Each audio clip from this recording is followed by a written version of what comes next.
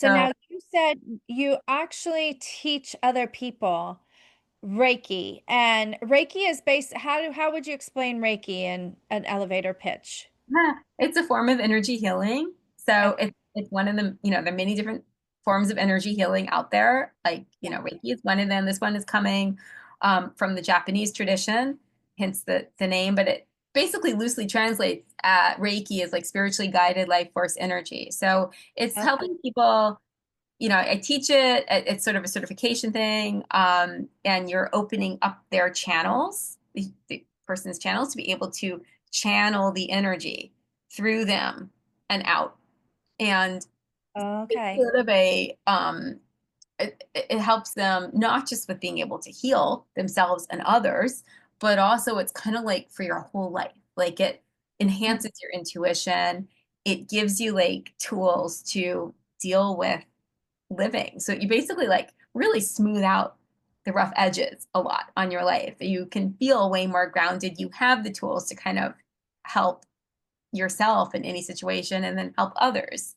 You Mm, know, nice. so I teach Reiki. I teach animal Reiki. I should have that coming up in the fall. But people do have to take Reiki 1 and 2, the traditional human Reiki, before Mhm. they study animal Reiki. Because first of all, we want them to know all about Reiki and the tools which is taught, in Reiki Yeah. level 1 and 2. But second of all, it's kicking off a huge healing for Yeah. yourself, right? And the more that you're kind of healing and clearing energetically yourself, the easier it is to use your intuition, the easier it is to channel the energy. The thing is, like, healer is a misnomer because really, you're doing the healing. The dog is doing the healing. The horse is doing the healing.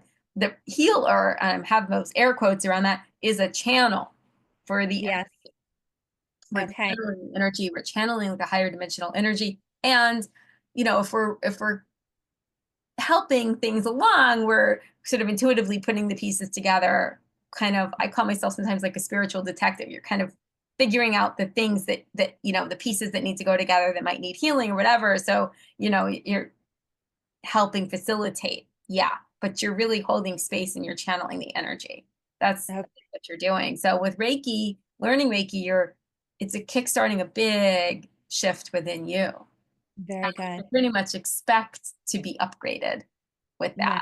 that. Okay. Okay. So if a pet sitter or, dog walker wanted to look into this and start learning more about becoming a Reiki healer, that I could see how that would be very beneficial to their, Oh yeah. just for their, synchronicity and their kumbaya of their business, to make it, like you said, just smooth off all the edges, but also as a specialist, right? Because then they can attract more people who have animals that they could help, that otherwise wouldn't be able to go to a pet sitter or a dog walker because of their blockages or healing that hasn't been Oh, done. I think it would add a whole other dimension to the services that you could offer too, right? Especially if you like add on animal Reiki as well and really kind of go down that road because, if somebody's sending, let's say that you pet sit in your house, or you've got a kennel or whatever, and you could be offering, while the dog is with you, you could be Right. doing all of this stuff,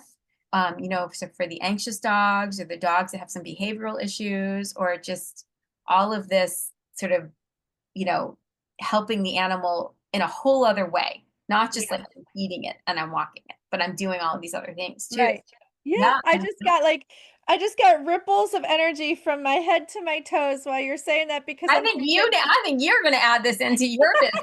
I I do. might, because how cool would it be if you could have a dog come to your home and, have all these fear issues seemingly on the surface, right?